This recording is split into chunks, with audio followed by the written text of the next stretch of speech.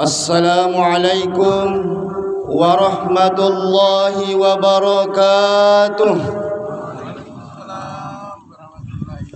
Allahu akbar, Allahu akbar, Allahu akbar, Allahu akbar, Allahu akbar, Allahu akbar, Allahu akbar, Allahu akbar, Allahu akbar, Allahu akbar kabira, walhamdulillahi katsira, wa subhanallahi bukratan wa asila. La ilaha illallah wa la na'budu illa iyyahu mukhlishina lahuddin walau karihal kafirun. La ilaha illallah wahda sadaqa wa'da wa nasara 'abda wa a'azza jundahu wa hazamal ahzaba wahda. La ilaha illallah wallahu akbar, Allahu akbar walillahil hamd. Alhamdulillahilladzi istafa Ibrahim alaihi salamul khalil wa ja'alahu lin-nasi imama innahu kana sadiqan nabiyyan. Ashhadu an la ilaha illallah wahdahu la syarika lah alladzi lam yattakhidh sahibatan wala waladan wa ashhadu anna Muhammadan abduhu wa rasuluhul mab'utsuna basiran wa nadhiran.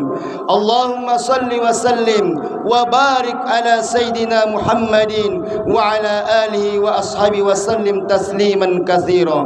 Amma ba'd, usikum wa nafsi wa iyaya bittaqullah wa ta'atihi kama jaa fil qawli ya ayyuhan nas ittaqu rabbakum wahsyaw yawman la yajzi walidun an waladihi wa la mauludun huwa jazin an walidihi syai'an inna wa'dallahi haqqun fala tagurrannakumul hayatud dunya wa la yagurrannakum billahil ghurur.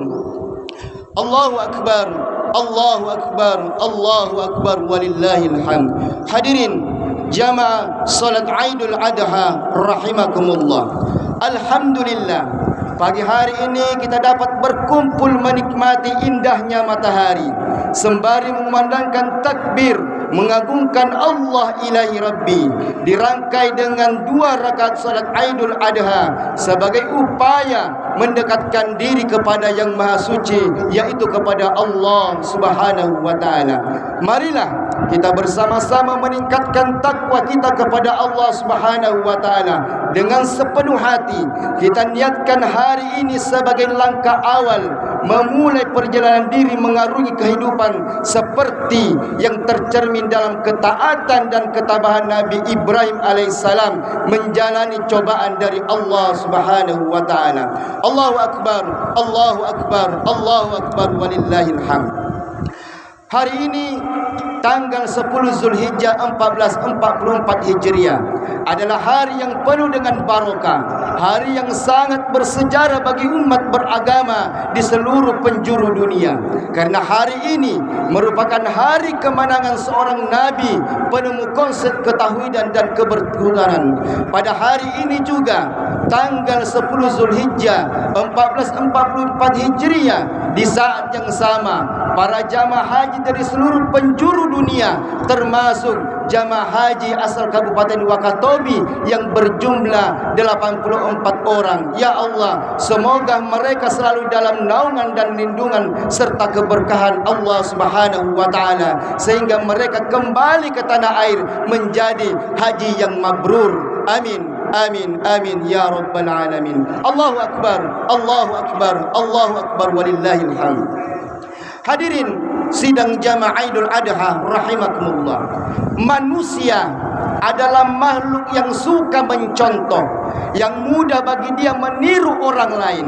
Apalagi dia melihat seorang hamba yang ia tokohkan, dia akan meniru segala tingkah lakunya, perbuatannya, bahkan seakan-akan ruh manusia yang ia contoh itu ada pada dirinya.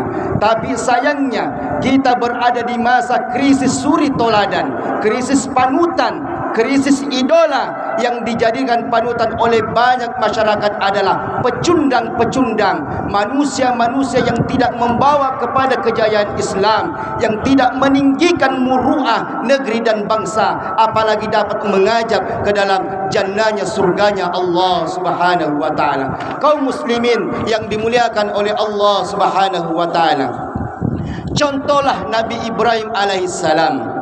Beliau diuji oleh Allah Subhanahu wa taala dengan mendapatkan orang tua yang musyrik, mendapatkan kaum yang tidak suka pada dirinya. Bapaknya mengusirnya, kaumnya berusaha untuk membunuhnya. Nabi Ibrahim dilemparkan ke api bukan untuk mempertahankan jabatannya, bukan untuk mempertahankan hartanya yang dia miliki. Dia dilemparkan ke dalam api hanya untuk mempertahankan kalimat la ilaha illallah. Tatkala Nabi Ibrahim dilemparkan ke api dengan alat pelontar, Jibril menawarkan jasanya kepada Ibrahim. Jibril mengatakan, "Hai Ibrahim, apakah engkau butuh bantuanku?" Ibrahim menjawab, "Kalau sama engkau Jibril, aku tidak butuh. Engkau makhluk dan aku juga makhluk. Engkau tidak akan bisa berbuat kecuali atas ketentuan oleh Allah Subhanahu wa taala." Lalu Nabi Ibrahim mengatakan, "Hasbunallahu wa ni'mal wakil." Cukuplah Allah menjadi penolong kami dan Allah sebaik-baik pelindung. Apa yang Allah lakukan? Apakah Allah mengirimkan hujan untuk mematikan api itu? Apakah Allah mengirimkan angin untuk memadamkan api itu? Apakah Allah meneteskan es? Tidak. Allah adalah pencipta api. Allah mengatakan, "Ya naru kuni bardan wa salaman ala Ibrahim." Wahai api, jadilah engkau dingin dan keselamatan untuk Nabi Ibrahim. Allahu Akbar, Allahu Akbar, Allahu Akbar, walillahil hamd. Kita tidak pernah henti mengatakan Allahu Akbar. Dalam solat kita, kita memulai dengan Allahu Akbar. Ruku kita, katakan Allahu Akbar. Sujud kita, katakan Allahu Akbar. Lalu kita masih takut menghadapi masalah yang ada. Mana keyakinan kita dengan Allahu Akbar? Hari ini imamnya memulai dengan 7 kali takbir.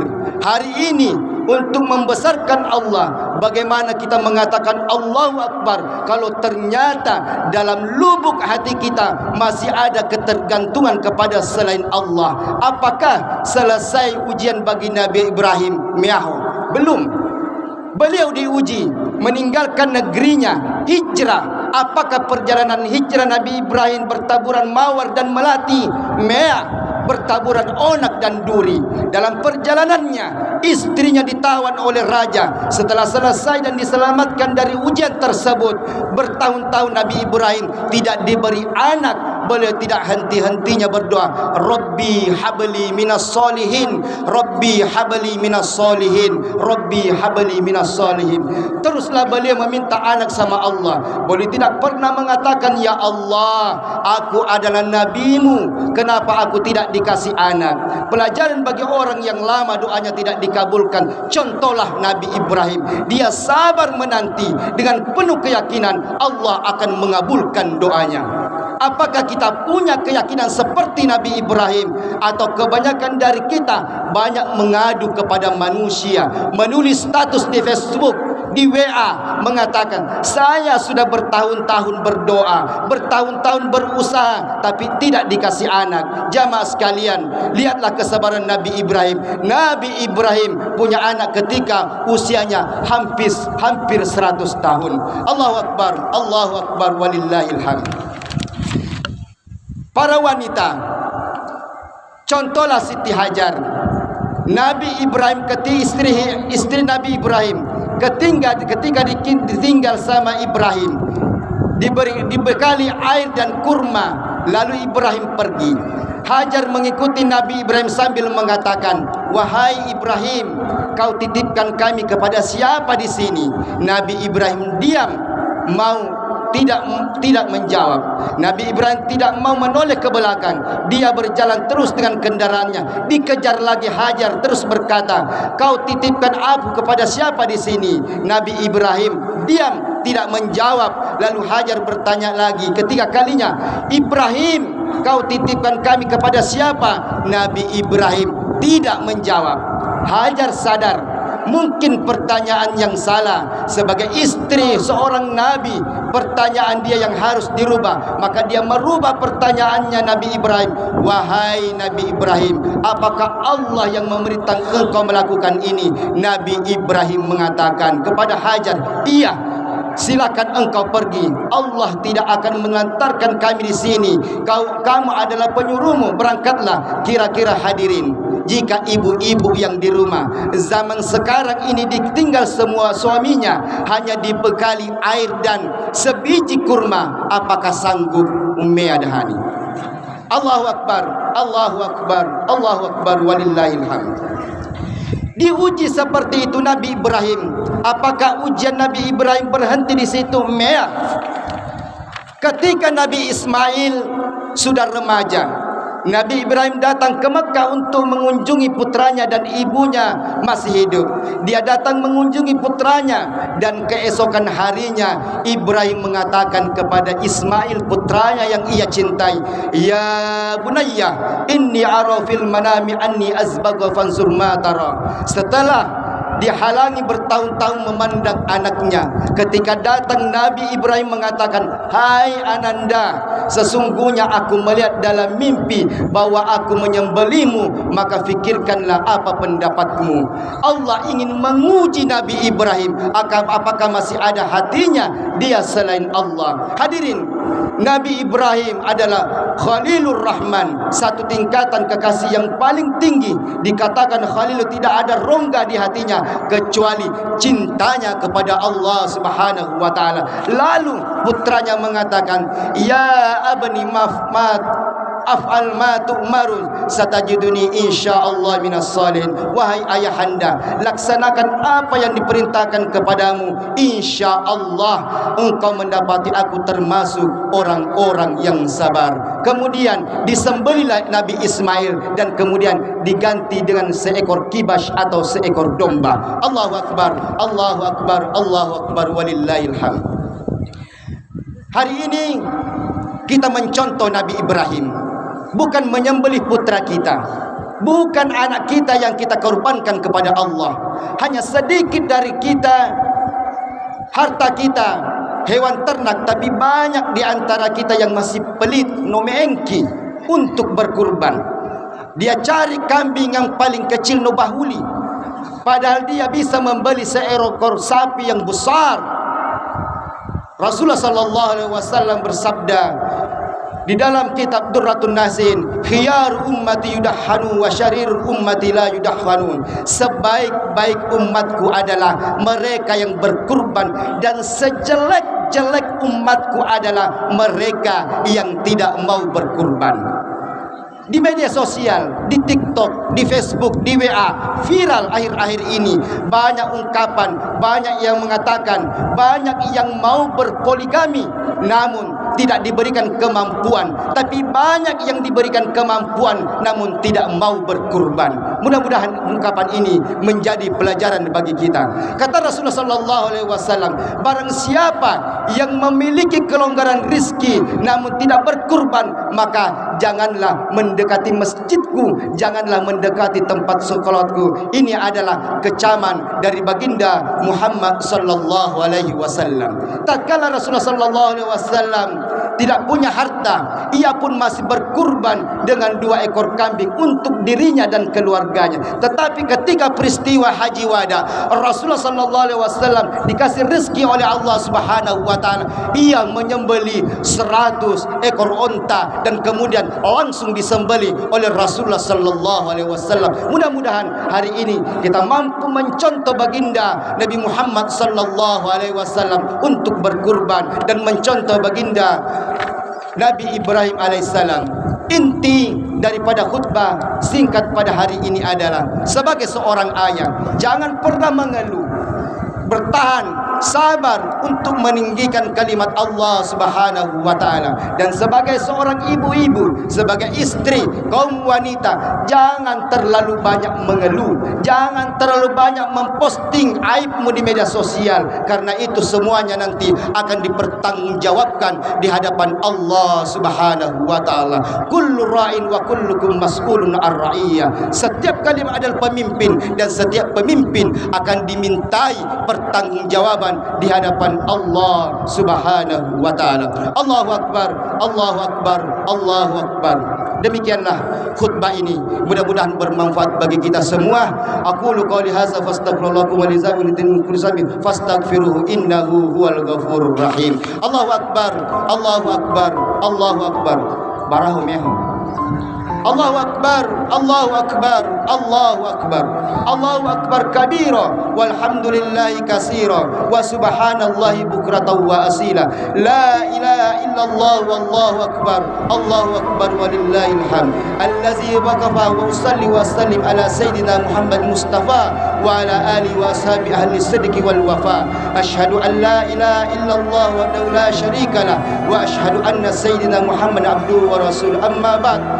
Ya ayyuhal muslimun, usikum wa nafsi bittaqwa lillahil azim, wa'lamu anna Allah amarakum bi amrin azim, amarakum bis salati wassalam ala nabiyil karim, wa qala inna Allaha wa malaikatahu yusalluna 'alan nabi ya ayyuhallazina amanu sallu 'alaihi wa sallimu tasliman. Mari kita berdoa kepada Allah Subhanahu wa taala. Semoga bentuk ibadah kita, kurban kita, semuanya dikabulkan oleh Allah Subhanahu wa taala. Mudah-mudahan saudara-saudara kita yang ada di tanah suci yang menunaikan ibadah haji, insyaallah mendapatkan haji yang mabrur di mata Allah Subhanahu wa taala. Allahumma ighfir lil mu'minina wal mu'minat wal muslimina wal muslimat al ahya'i minhum wal amwat innaka samiul qaribul mujibud da'wat wa ya qadiyal hajat. Ya Allah, berikanlah kekuatan iman dan Islam kepada kami, kesehatan lahir dan batin serta umur yang panjang dalam naungan ridho-Mu, dan berikanlah kekuatan kepada kami untuk selalu sujud dan taat kepada-Mu ya Allah. Ya Allah, limpahkanlah ampunan dan rahmat-Mu yang maha luas kepada orang tua kami. Dengan segala kekurangannya, mereka telah berjuang dan berusaha untuk mewarnai kehidupan kami ya Allah. Hanya Engkau yang mengetahui betapa banyak kedurhakaan kami kepada mereka. Maka ampuni kami, beri kami waktu dan kekuatan untuk berbakti pada mereka yang masih Engkau berikan kehidupan di dunia ini. Ya Allah, sejukkan pandangan kami dengan kesolehan keluarga dan anak-anak kami. Jadikan mereka ahlul Quran yang cinta kepada Al-Quran, yang Engkau tempatkan sebagai manusia-manusia pilihan-Mu ya Allah. Ya Allah, anugerahkan kami pemimpin negeri yang selalu taat dengan kepada-Mu ya Allah. Tuntunkanlah langkah mereka untuk memimpin negeri ini dengan panduan syariat-Mu ya Allah. Ya Allah, bimbinglah keluarga kami, anak istri kami agar senantiasa berada di jalan-Mu. Wafatkanlah kami dengan husnul khotimah, dan jangankan wafatkan kami sebelum menjadi seorang muslim yang baik. Ya Allah, jadikanlah kami pribadi yang lebih baik, baik dalam berperilaku, baik dalam bertutur kata, baik dalam beribadah, dan jadikan Al-Quran yang paling dekat dengan kami di dunia dan pemberi syafaat-Mu di akhirat. Ya Allah, terimalah kurban kami, terimalah puasa Arafah kami, solat kami, dan semua amalia yang telah kami kerjakan. Amin,